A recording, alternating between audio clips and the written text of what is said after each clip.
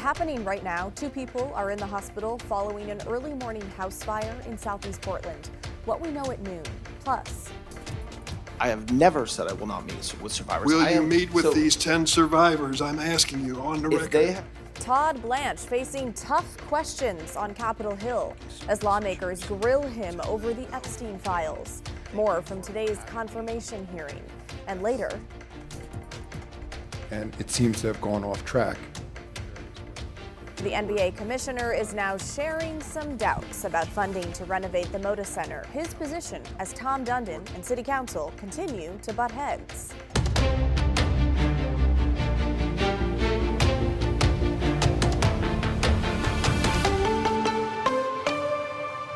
Well, right now at noon, 2 people are hurt and crews are working to figure out what sparked a southeast Portland house fire this morning. Good afternoon, and thank you for joining us. I'm Blair Best. The fire broke out around 7 o'clock with heavy smoke seen across the Brentwood-Darlington neighborhood. And our Devin Haskins has been on the scene all morning, and he brings us the details. Portland fire investigators trying to figure out how the fire here at 65th and Flavel started.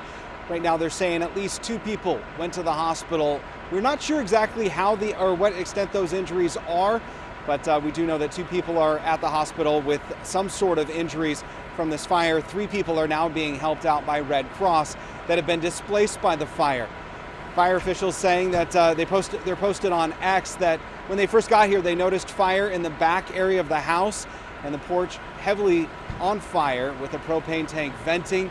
Fire investigators again have an idea of where this fire may have started, but still trying to figure out how it started. Fire here at 65th and Laval started just before 7 o'clock this morning. The fire crews remaining on scene for several hours trying to put it out. In southeast Portland, I'm Devin Haskins, KGW News.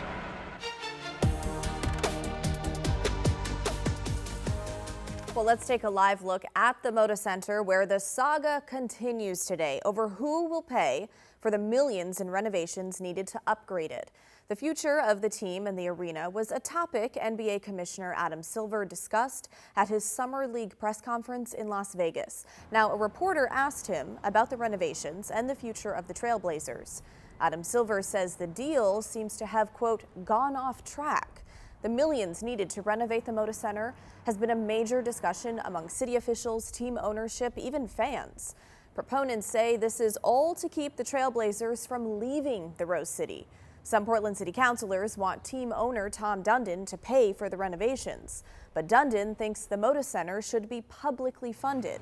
Mayor Keith Wilson, however, wants the city to kick in around $120 million to renovate the facility. What we are most focused on right now, the league office, is the deal that we discussed when we were in Portland in March. I was hoping more progress would have been made by now on that agreement, and it seems to have gone off track in various ways. We're working with both sides to ensure that the Trailblazers can have a long-term future in Portland. Okay, keep in mind the city owns Moda and has to approve a deal by December in order to unlock millions in state funds. But another deadline is coming up even sooner. On August 12th, City Council is expected to vote on a term sheet that would commit the city to contributing their portion of the funding.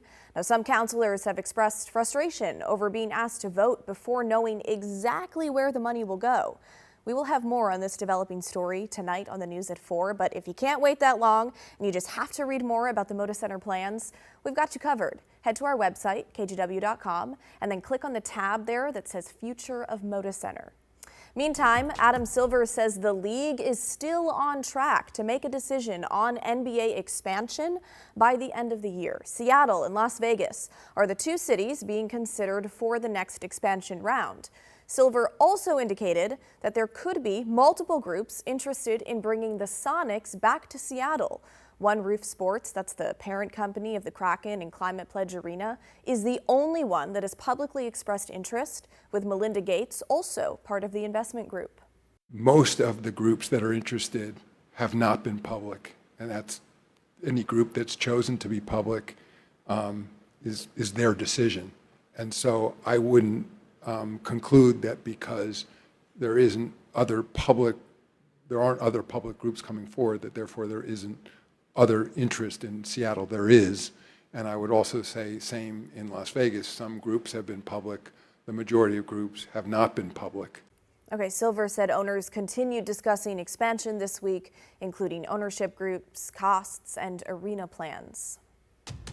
And this afternoon, Washington's new millionaires tax is now at the center of a major political fight. Governor Bob Ferguson is joining organizers of a campaign against an initiative that would repeal it. The No on 645 campaign wants to keep the tax whole, which supporters say could generate around $3.5 billion in revenue annually to help pay for things like education, childcare, health care, and tax credits for working families. Meanwhile, the group Let's Go Washington argues the tax creates a framework for a broader state income tax and is unconstitutional and wants voters to repeal it. I think we'll prevail on this because the people of the state of Washington have demonstrated over and over and over again, when presented with a clear choice like this, they vote with their values. The Secretary of State's office is still verifying signatures submitted by the group Let's Go Washington to get it on the November ballot. All right, let's take a live look over the state capitol. Beautiful out there, but it is going to be another hot day across the Willamette Valley. Let's check in on the forecast with meteorologist Chris McGinnis. Yeah, good afternoon, Blair. But beautiful, the coast. Let's take you there. It's not hot. It is just lovely with full sunshine. This is from the Chinook Winds Casino Resort camera in Lincoln City. We're currently in the low 60s there. One place where it will be, if the valley is going to be warm to hot, it's going to be flat hot in the East Gorge today. So we take you out to Oregon's Veterans Home in the Dalles. We're zoomed in on the tippy top of Mount Hood. It's already 88 degrees out in the Dalles right now with a northwest breeze at 14. So it's kind of like hairdryer interface weather with the heat out there. There is a heat advisory in effect for the East Gorge and out into the Columbia Basin through late this afternoon. So do what you can to limit your outdoor exposure out there. Obviously drink water if you have to spend time, take frequent breaks, etc., because we're looking at highs of 95 to 100 degrees from the East Gorge and into the basin this afternoon. In the metro area, not that hot. In fact, probably in the same ballpark as yesterday. We're currently 74 at PDX. Wilsonville, one of the warmer spots in the metro at 79 and at 75 down towards Salem. The plan for today, as we look at our Wells Fargo sky camera, we've got a little bit of wildfire haze in the air. So that may be one thing that keeps us maybe a degree or two cooler than yesterday, but I still have us at 88 this afternoon. So a toasty day today. And then, Blair, we are still on the lookout for possible showers, maybe a rumble of thunder tomorrow morning. I'm going to walk you through that with Futurecast and have a look ahead to the weekend after the next. Okay, Chris. Here is a look at some national headlines this afternoon. President Trump said this morning that ICE officers should resume traffic stops. Now, this comes one day after halting them. The president wrote on social media that to, quote, remove criminals from the country, we cannot give up on one of ICE's most important and effective crime-fighting tools, end quote.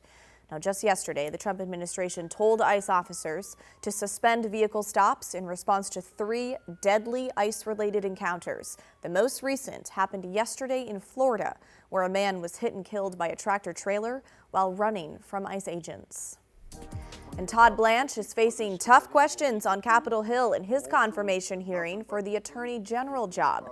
Members of the Senate Judiciary Committee had many questions about the Epstein files released during his tenure as acting AG. Here is how he responded. Don't you think it's important that we have a prompt response by our government to these survivors? Absolutely. And there will be a prompt response. My heart breaks for every survivor, every victim of Mr. Epstein. Absolutely. And I would love to prosecute anybody that did any harm to these victims. Will you meet with them within the next 30 days? The last time I asked a question, you can say yes or no. I can keep on answering it the same way. I can meet with them. My staff will meet with them. We have a staff member here today. If you can meet with them, will you meet with them? I'm not sure what you're looking for me to say. As I said, yes, there are not allowed to meet with them directly. Blanche continues to say Trump's administration has been transparent with the documents. The Wisconsin Elections Commission says Elon Musk may have violated the state's election bribery law. The panel cites a social media post ahead of the 2025 Wisconsin Supreme Court election. In it, Musk offered a potential $1 million to people who voted. He later handed out 2 checks in that amount. Musk also offered $100 to voters who signed a petition against, quote, activist judges. And Taco Bell is underneath the microscope. Federal and state officials are investigating the fast food giant regarding a potential link between the cyclosporiasis outbreaks over the past few weeks. The report says authorities want to determine if the chain is responsible for that parasitic foodborne illness that has infected thousands of people, causing them to have explosive diarrhea. Some Taco Bells have stopped serving some ingredients since the outbreaks were reported. Most of the reported cases are in Michigan. However, illnesses have popped up across the country. One case has been reported in Washington, none in Oregon.